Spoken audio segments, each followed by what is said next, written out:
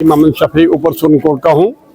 मैं मीडिया वालों का और यहाँ SHO साहब पहले पहुँचे में सबका आपका शुक्रिया अदा करता हूँ कि आप हमारे गांव में यहाँ शामिल हुए हैं। लेकिन हमारी यही रिक्वेस्ट है कि ये इनको जो बिहारों वालों ने इन्होंने बोला लोगों ने कि हमारी पहले प्रोटेक्शन लगाओ मकान के नज़दीक, फिर आप जो कुछ काम करना है करो। लेकिन उन्होंने सिर्फ अपने पत्थर के पीछे हैं, अपने काम के पीछे हैं, लेकिन किसी गरीब की हौसला अफजाई करने के नहीं करते हैं ये। तो इसलिए हम DC साहब से रिक्वेस्ट करते हैं, हमारे DC साहब बहुत अच्छे हैं, हमें उन पे भरोसा है कि इंशाल्लाह इन गरीबों की हौसला अफजाई होगी। और ये दो मकान जो हैं ये लेंटर मकान हैं, इनका बहुत बड़ा नुकसान है। हम DC साहब से रिक्वेस्ट करते हैं कि हमारी फरियाद सुने, यहाँ मौके पर आएँ, हमारा दुख सुने। तहसीलदार साहब को, SDM साहब को भी हम शुक्रिया अदा करते हैं कि यहाँ मौके पर आएँ और ये 20,000 आवाम यहाँ खड़ी है, इसका हौसला अफजाई करे। और इन लोगों गरीबों का शुक्रिया अदा करते हैं कि ये बंदे बच गए।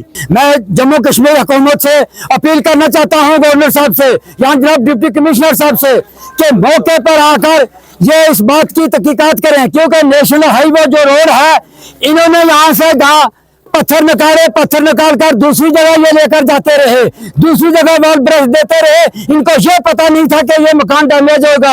हमने कई बार इनको कहा कि ये मकान डैमेज हो जाएंगे, यहाँ से पत्थर उठाकर लेकर ये दूसरी जगह लेकर ढंगा और वॉल ब्रश देते रहे हैं। हम रात भर मशीन लगा रखते थे और जब सुबह मकान जो है वो हिलने लगा और ये अपनी मशीनरी लेकर भाग गए। इसलिए हम अपील करना चाहते हैं कि जो जेन्युइन बात है, इन्होंने सरासर BRO की गलती और BRO ने और कंपनी वालों ने इन्होंने मिलकर हमारे नुकसान किया। ये गरीब आदमी है, हमारे लिए जनाब जीना हराम कर चुका है। हम इंसाफ चाहते हैं कि हमारे मकान की एस्टीमेट बनाकर कंसेशन दिया। ऑलरेडी मकान की पेमेंट इन्होंने कम डाली हुई। अगर हमारी लाशें हो जाएंगी, हम गोली खाने के लिए तैयार हूं। मैं मरने के लिए तैयार हूं। अगर मुझे कोई गिफ्ट डिपार्टमेंट वाला मिला या कोई कंपनी वाला मिला तो हम उसकी लाठी काट के मेरा। बिस्मिल्लाहिर्रहमानिर्रहीम। आज सुबह जो है 7 बजे हमने ये नेशनल हाईवे जो है ये बंद किया है। इसका मेन कारण एक ही है कि आज 2 महीने से ग्रिफ डिपार्टमेंट की जहाँ पे जो है ये मशीनें काम कर रही हैं। अब 3 दिन पहले हमने मशीन वालों को कहा, ग्रिफ डिपार्टमेंट को ये कहा कि जो है हमारा जो है यहाँ पे जो है लेट स्लाइडिंग हो रही है, उसकी वजह से आपकी जो है ब्रेकरी की जो मशीन है उसकी वजह से यहाँ पे जो है पूरे मोहल्ले में वाइब्रेशन हो रही है। उस वाइब्रेशन की वजह से आज जो है ये मकान को डैमेज हुआ है।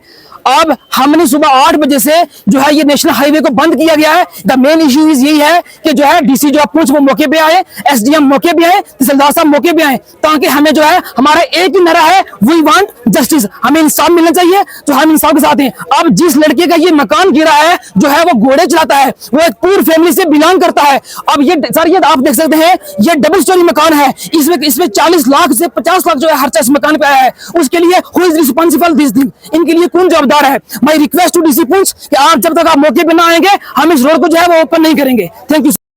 मेरा नाम वजीर हुसैन, एक्स सरपंच अपर सुरनकोट। सबसे पहले मैं आप लोगों का शुक्रिया अदा करता हूँ कि जो आप लोग यहाँ हमारे मौके पे वहाँ पहुँचे।